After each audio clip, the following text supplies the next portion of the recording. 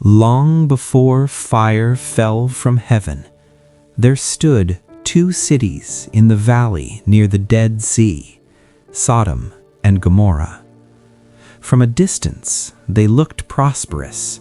Markets were full, music echoed in the streets, gold flowed through the hands of merchants. But beneath the wealth lived violence, cruelty, and desires without restraint.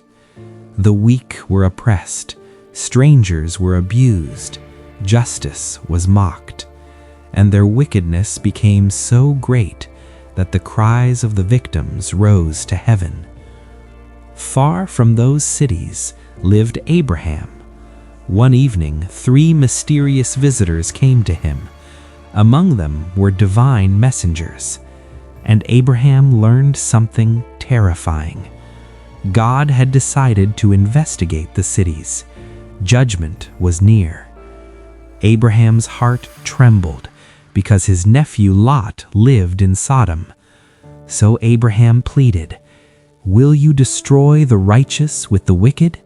What if there are 50 righteous people?" The answer came, "If I find 50, I will spare the city." Abraham lowered the number, 45, 40, 30, 20. Finally he whispered, "What if there are 10? The reply was chilling. "If 10 righteous are found, I will not destroy it." But there were not even 10. 2 angels arrived at Sodom at sunset. Lot saw them at the city gate. He sensed something different about them. Urgently, he invited them into his home. Night fell, and then came the knock. Men of the city surrounded the house. Their intentions were violent and depraved. They demanded the strangers be brought out. Lot stood at the door, terrified. The angels struck the mob with blindness.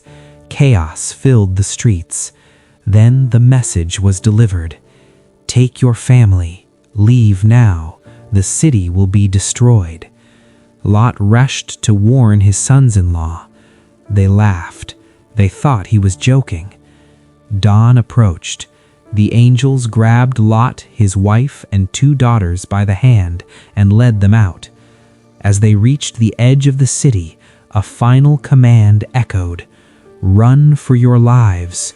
Do not look back." Behind them, the sky turned black. Thunder roared. The air burned. Then it happened. Fire and burning sulfur rained from the heavens. Buildings collapsed. Screams pierced the air. The earth split. Smoke rose like a furnace.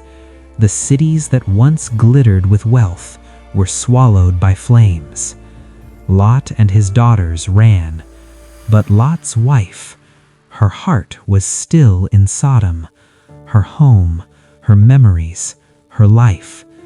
And in one fatal moment, she turned her head. Just one glance, not a step back, just a look. Instantly, her body froze, her skin hardened, her breath stopped, and where she once stood remained a pillar of salt, a monument of disobedience, a warning carved into history. The sun rose over smoke and ashes. Abraham looked toward the valley and saw thick smoke rising like a furnace. Sodom and Gomorrah were gone, not because they were poor, not because they were weak, but because they refused to change. And one woman lost everything because she could not let go of the past.